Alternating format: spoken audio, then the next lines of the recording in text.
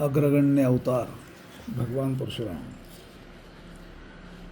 भार्गवराम हे विश्वाच्या हजारो वर्षामधील धर्म इतिहासाचे आणि ज्या नानाविध घटना घडल्या, जी स्थित्यंतरे झाली, जे बदल घडून आले, त्या सर्वांविषयी जाणकारी असणारे ज्ञाता महापुरुष आहेत.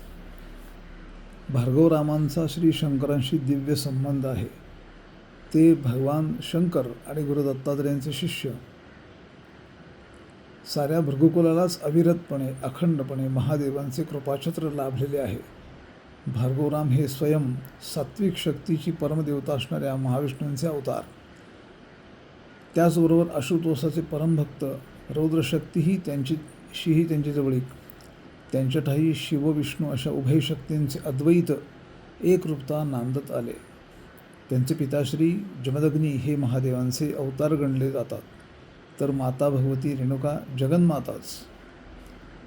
त्या अर्थाने त्यांच्याकडे माता पित्यांकडून शिवशक्तीचा वारसा आलेला आहे.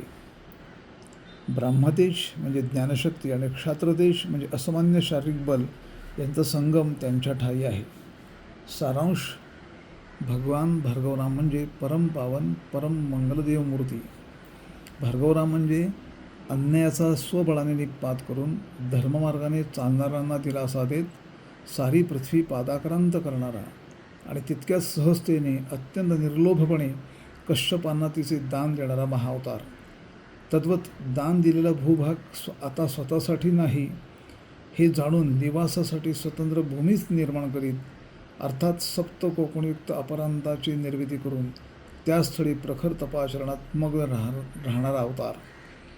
त्यांची तपपूत म्हणजे तपाने पवित्र झालेली धर्मवाणी आणि धर्मशरीर धर्मपथावरील अधिकारी महापुरुषांना सतत धर्मदीक्षा देत मार्गदर्शन करीत आले आहे. अर्थात त्याद्वारे सत्यधर्माची युगायुगातून पुनःप्रतिष्ठा करण्यास सदैव तत्पर असणारे अग्रगण्य अवतार म्हणजे भगवान भार्गवराम. महादशावतारातील भार्गवरामांचे कार्य एकदम निराळे आहे. पहिल्या कालखंडात विद्यावृत्ती ते क्षात्रतेजाचा पूर्ण आविष्कार आहे. क्षात्रवृत्ती किंवा क्षात्रतेज यांचे मुख्य कार्य एकच: अन्यायाचा प्रतिकार करणे आणि न्यायाला अभय देणे. कवी कुलगुरू कालिदासाने क्षत्रिय शब्दाची व्याख्या केलेली येते: क्षतात किल त्रायते इति क्षत्रस्य शब्दो भुवनेषु रूढः. प्रजेचे नाशापासून संकटापासून संरक्षण करणे. अर्थात क्षत्रिय वर्णवाचक शब्द भूतलावर सर्वत्र रूढ झाला. अर्थात प्रजेचे आपत्तीपासून संरक्षण करणारी जी वृत्ती ती क्षात्रवृत्ती होय. भगवानांच्या ठायी ते क्षात्रतेज होते. त्या तेजाने प्रजेला अन्यायापासून वाचवण्याचे कार्य केले. अखेर क्षात्रतेज किंवा क्षत्रियत्व कशासाठी हे प्रकट करणे हा भगवानांच्या अवतार कार्याचा भाग होता. ताकद दाखवणे किंवा दांडगाई करणे यासाठी हे तेज केव्हाही नसतेच.